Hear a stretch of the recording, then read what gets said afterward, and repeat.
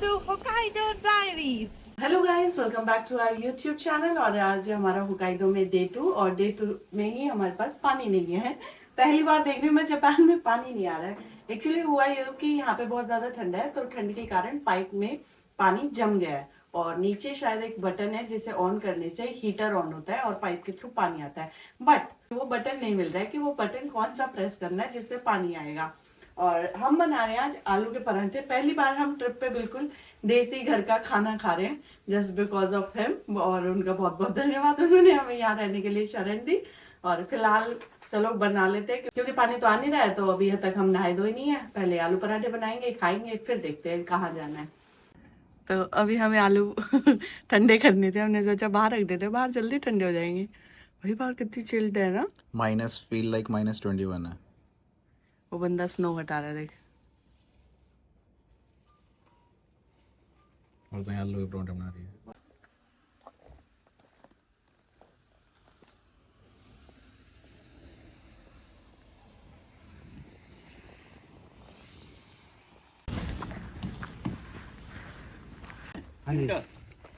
जय माजीरा माजी सा। भाभी इनका इंट्रोडक्शन बताएं। वो डाला था वो ये सब नहीं रहा है, जापान में आए हैं। बढ़िया फील आ रही है।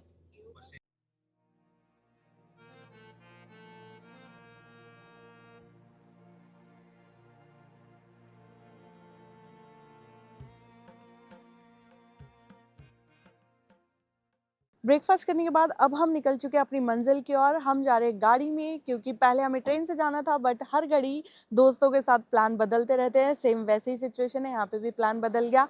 टेम्परेचर की बात करूँ तो बहुत ज़्यादा ठंडा है, बट अभी हम हीटर से आए हैं तो गर्मी लग रही है, इसलिए मैंने जैकेट वगैरह खोला हुआ है। थोड़ा नॉर्मल टेम्परेचर कर रहे हैं और शुगन साहब और उनके फ्रेंड कॉफ़ी वगैरह एंजॉय कर रहे हैं, तो मैंने सोचा जब तक आप लोगों को एक छोटी सी अपडेट दे देती हूँ।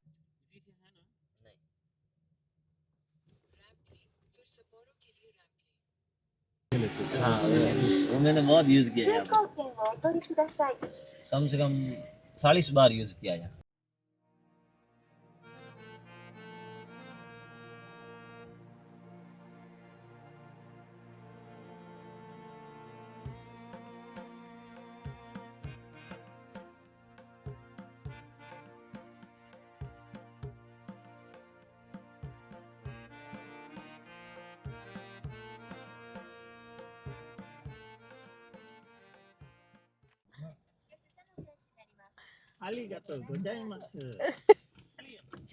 बाटी तो फेमस है ना। दाल बाटी और कढ़ी। अच्छा बाजरे की रोटी बनती है आपके यहाँ? हाँ हाँ बिल्कुल, हमारे तो गांव में बाजरा होता है, बिल्कुल सर्दियों में बाजरे की रोटी खाते हैं लोग। अपने संतोष जी, अपने वो सासू है ना, मेरे घर पे बाजरे की रोटी खाया था, वो अभी तक याद करते हैं।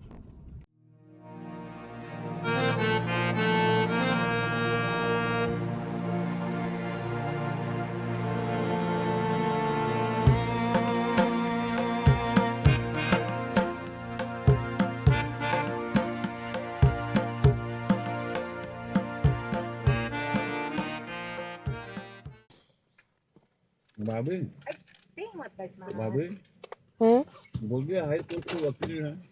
कौन बोल दिए? अरे मतलब इंडिया में जैसे वो होते हैं अच्छा अच्छा।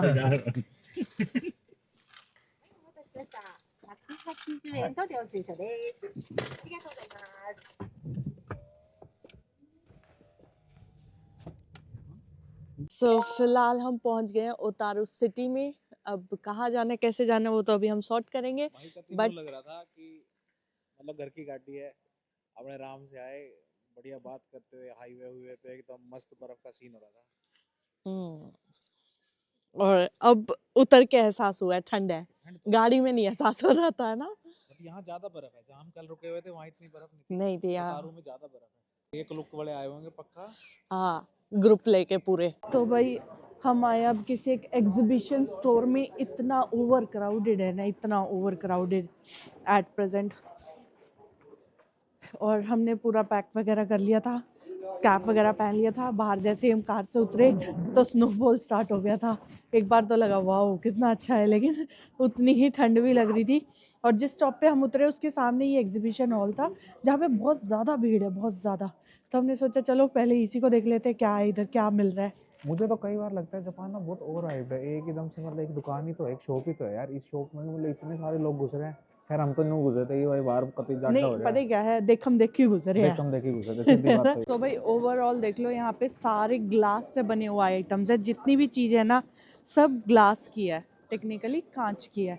और ये देखो कितना सुंदर लग रहा है, स्नोमैन वगैरह बनाया हुआ है यहाँ पे। ये भी सब कांच का है या फिर वुड का है, दो ही चीज़ें हैं। ये सारे फोटो फ्रेम्स है। एक चीज़ देखो, कुछ भी नहीं है इस फोटो फ्रेम में, इतना लाइट वेट है। और इसका प्राइस देखो 6380। बस ये है इसमें कि स्नूपी से बना हुआ है, आवाज करता है और ये ऐसे मूव करती है फोटो इसमें, जैसे ये करेगा। बट इंडिया में इससे बेस्ट फोटो फ्रेम्स आते हैं और इससे कम प्राइस में। ये है मनेकी नेको कैट। जापान में कैट सिर्फ क्यूट पेट्स नहीं बल्कि कल्चर का इम्पोर्टेंट हिस्सा है। स्पेशली ये वाली कैट जो गुड लक और प्रॉस्पेरिटी का सिंबल माना जाता है और हर दुकान या घर में मिल जाता है। यहाँ कैट्स को रिस्पेक्ट और प्यार दोनों मिलते हैं। इसलिए अगर आप टोक्यो गए होगे ना तो वहाँ पे गोतोकुजी टेम्पल भी है, हम भी वहाँ गए थे, उसका लिंक मैं यहाँ लगा देती हूँ, आप ये व्लॉग भी इंजॉय कर सकते हैं।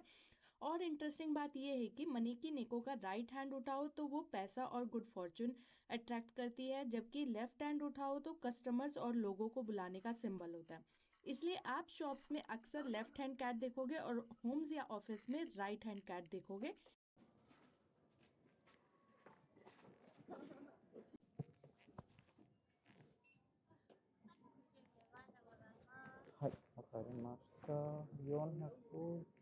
ये जो आप भीड़ देख रहे हो ना, ये सिर्फ और सिर्फ स्टीम क्लॉक के लिए है। जैसे ही यहाँ पे 1 बजेगा तो यहाँ से धुआं निकलेगा, यहाँ से मतलब स्टीम निकलेगी। सिर्फ इस चीज़ के लिए भीड़ है, कुछ नहीं है। ओवर हाइप है, बस किसी ने रील डाल दी है, उसके बाद ये एक व्यू पॉइंट बन गया है।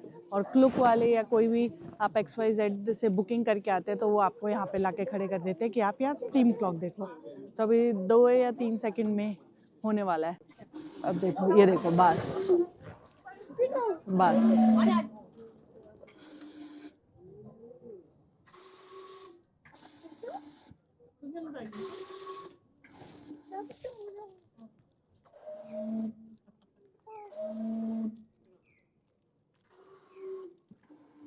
हर 5 मिनट बाद ही होता है, बस इसके लिए इतने लोग आए हुए हैं और यहाँ पे रील और वीडियो बना रहे हैं। अब वहाँ पे बेल बज रही है, मतलब फुल फद्दू खींचा जा रहा है।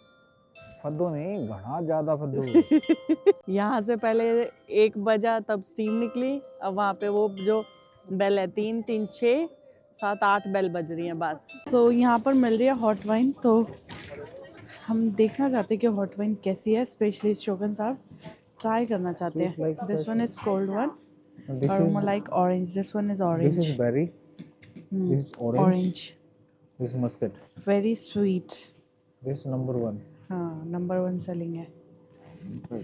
नंबर 1 लास्ट में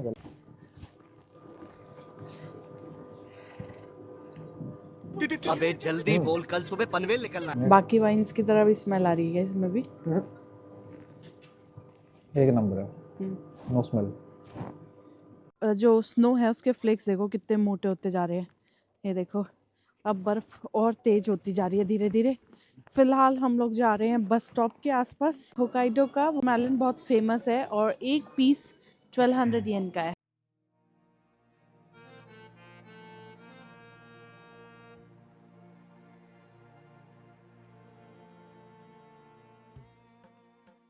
हम जब से उतरे ना, मतलब हमें 1.5 से 2 घंटे हो चुके हैं और बर्फ कॉन्टिन्यूसली पड़ रही है। ये एक्सपीरियंस कहीं ना कहीं हमने जाओ मॉन्स्टर में देखा था, बट वहाँ पे हवा भी थी तो बहुत ज़्यादा ठंड लग रही थी। यहाँ पे हवा नहीं है, स्नो में मज़ा आ रहा है, ठंड बिल्कुल नहीं लग रही है। लेकिन जैसे ये वुलन कपड़े हैं, ये है, ये चीज़ें थोड़ी थोड़ी गीली होनी शुरू हो चुकी है।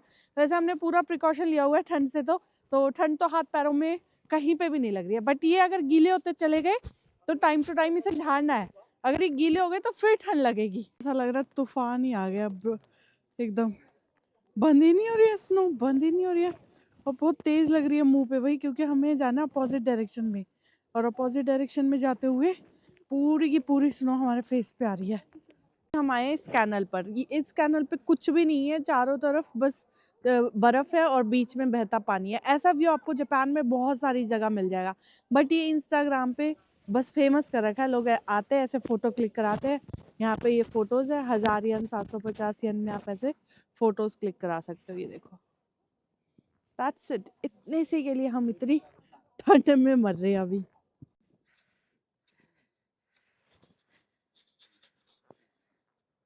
यहाँ पे देखो ये हार्ट शेप बनाई हुई है, शाम होते ही यहाँ पे लाइट्स ऑन हो जाएंगी। ये देखो स्नोमैन, क्यूट सा प्यारा सा। तो ऐसे काफ़ी सारे इन्होंने स्कल्पचर्स बनाए हुए हैं और जिनकी ये बर्फ़ अभी हटा हटा के गए हैं, जैसा कि आपने पिछली क्लिप में देखा, क्योंकि अब लाइट ऑन होगी, अगर इन पे स्नो होगी तो लाइट दिखेगी नहीं।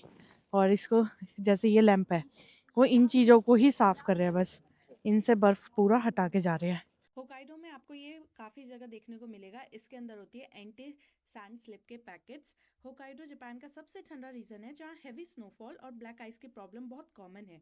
जब बर्फ जम जाती है और रोड स्लिपरी हो जाते हैं तब ड्राइवर्स या लोकल लोग इन बैग से सैंड निकालकर टायर्स के नीचे या रोड पर डाल देते हैं, जिससे फ्रिक्शन बढ़ता है और गाड़ी स्लिप नहीं करती और हम बंदे भी स्लिप नहीं करते हैं। ये सैंड यहाँ की लोकल म्यूनिसिपल अथॉरिटीज या सिटी गवर्नमेंट रखवाती है ताकि एक्सीडेंट्स कम हो और लोग भी सेफ रहें, चलने में कोई दिक्कत ना हो। तो ये सारे वॉलेंटियर हैं और ये लैंप्स की शेप बना रहे हैं और लैंप्स वो आगे जैसे टीम देखिए आपने क्लीन करती जा रही है, ये लैंप बना के उनके ऊपर कवर एज अ कवर डालते जा रहे हैं। जैसे ये हैं देखो, यहाँ पे भी ये भी इन्होंने ऐसे ही डाले हुए हैं। और उसमें भी क्या कर रहे हैं ये लोग, यहाँ पे नीचे एक तो फ्रंट में होल करके जा रही है एक टीम, यहाँ पे होल नहीं करके जा रही है ये बड़ी, होल है। वो जहाँ बल्ब लगा है ना हाँ। वहां से बर्फ हटा रहे हैं। इनके पास वो इक्विपमेंट, ये देख होल क्या हुआ, ये कहाँ? उसमें बना रहे हैं। हाँ तो ये इसमें बना रहे हैं लेकिन होल तो खुद से कर रहे हैं, टीम नहीं, कर रही है ना। ये फिर लेके जा रही है, अब ये जाके उसमें डाल देगी जितनी लैंप लगे हुए हैं, एलईडी लैंप, उनको कवर करती चली जाएगी। और होल ऐसे- ऑलरेडी है, जो इनके पास इक्विपमेंट है ना, ये देख देख। ऐसे करके ये देख होल कर रहे हैं खुद ही। होल कहाँ कर रहे हैं? अच्छा वो ये कर रही है। ये वाले होल कर रहे हैं, वो हाँ। वाले भर रहे हैं। हाँ, तो हम लोग यहाँ पे आए थे क्रूज करने, लेकिन हम जैसे यहाँ पे पहुंचे तो ये सारी की सारी कैंसिल हो चुकी हैं क्योंकि वेदर थोड़ा ख़राब हो गया है और स्नो बहुत ज़्यादा हो रही है, इसलिए ये यहाँ पे स्नो को रिमूव कर रहे हैं। रीजन भी इन्होंने दिया है, पता है क्या? रीजन? इन्होंने बोला है कि 4:30 मध्ये ये क्लोज है, मतलब 4:30 तक, हाँ, और स्ट्रॉन्ग विंड और हैवी स्नो की वजह से। सिर्फ ये 4 रीज़न है जिसकी वजह से कैंसिल हुआ करती है। आज इन 2 पे निशान है, मतलब इन 2 की वजह से इन्होंने कैंसिल किया। ये सेफ्टी का बहुत ध्यान रखते हैं। अगर थोड़ा सा भी इन्हें डाउट लगता है ना कि ऐसा हो सकता है, ये तुरंत उस एक्टिविटी को कैंसिल कर देते हैं। और एनीवेज उतारू मैं इसलिए आया था कि कैनल का जो है दिन का या रात का कर लूंगा एक बार सफर, बहुत ही अच्छा व्यू रहता है। सुंदर तो है। ठीक है यार, नहीं है तो कि अपना ये ऐसे सीख रहा हूँ अपना, बर्फ तो एंजॉय कर ही लिया। बर्फ तो enjoy कर ली, इतनी बर्फ देख लेना भाई, स्वाद आ गएगा। तो अब हम लेंगे बस माउंट तेंगुयामा तक। इतनी स्नो पड़ रही है फिर भी आप ये देखो पब्लिक ट्रांसपोर्टेशन अब तक चल रहा है। भाई इतनी तेज हवा चल पड़ी है ना, अब बहुत ज्यादा तेज, चलना मुश्किल हो रहा है एकदम। मेरे पीछे पीछे आ जाओ प्रिया, बहुत तेज हवा है। आ रही हूँ बहुत तेज है। समझ नहीं आ रहा घूमने आए हैं या तंग होने आए हैं। बिल्कुल अब तो सुन्न हो चुके हैं और जहाँ जा रहे हैं वही चीज कैंसिल मिल रही है, और जो ओवर हाइप है उसमें इंटरेस्ट नहीं आ रहा है। क्या होया? बर्फ बन गया? बहुत ज्यादा जम गया। ज्यादा जम गया है? लेकिन स्वाद तो एक नंबर लग रहा होगा।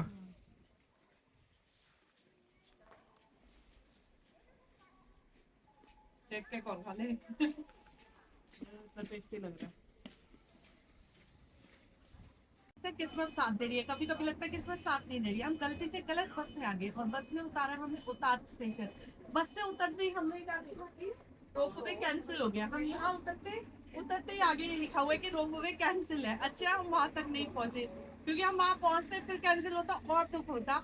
मतलब ये इंडिकेशन है यूनिवर्स की तरफ से कि बेटा तुम्हारा उतारू हो चुका है, अब तुम चलो अपना। इसलिए भगवान ने हमें सीधा ही स्टेशन पे पहुंचा दिया। अदरवाइज अगर हम उतारू जाते तो रोपवे कुछ ऐसा होता। बहुत ही सुंदर था, बहुत ही सुंदर। चलो कोई बात नहीं, जो होता अच्छे के लिए होता है। फिलहाल हम देखते हैं क्या करने। लेकिन मुझे अफसोस नहीं है, बिकॉज अभी क्या है ना कि हमारे इसमें ना ट्रैवल में हमने दो रखे थे, 2 रोपवे थे। एक जो तुम्हारा सापोरो में है, माउंट मोइवा करके, वहाँ पे भी हम जाने वाले हैं, और ये भी रखा था। वैसे वो सबसे ब्यूटीफुल है और सबसे ज़्यादा टूरिस्ट भी वहीं आते हैं। तो मेरे को था यहाँ आए हैं तो यहाँ पे भी देख के जाना चाहिए कि यहाँ से, क्योंकि यहाँ से ना जो सी का व्यू आता है वो बड़ा खास आता है। बट कोई नहीं भाई, जैसा किस्मत को मंजूर, हम दो चीज करने आए थे, क्रूज करने आए थे जो कैनल क्रूज थी, और माउंट वो भी कैंसिल, तेंगू कैंसिल बिकॉज आज बहुत ज्यादा स्नो। तो हम लाइट ऑन होने का वेट करते हैं, दोबारा कैनाल चले जाएंगे या फिर यहीं से स्टेशन से कुछ और। नहीं, मेरा मानना ये है कि हम अभी सपारो चलते हैं, सपोरो जाके वहाँ पे आज यूनिक चीज़ें देखते हैं और टावर वगैरह जाएंगे, कुछ चीज़ें वहाँ की कंप्लीट कर लेते हैं क्योंकि कल अपनी क्लूक की बुकिंग है तो आगे जाना है हमें। तो चलिए दोस्तों, इस ब्यूटीफुल स्नोफॉल के साथ हम अपना ब्लॉग समाप्त करते हैं। मिलते हैं आपसे नेक्स्ट ब्लॉग में। नेक्स्ट ब्लॉग बहुत ही ज्यादा इंटरेस्टिंग होने वाला है, तो बने रहिएगा हमारे YouTube चैनल पर और सुबह 8 बजे एक नया ब्लॉग देखिएगा।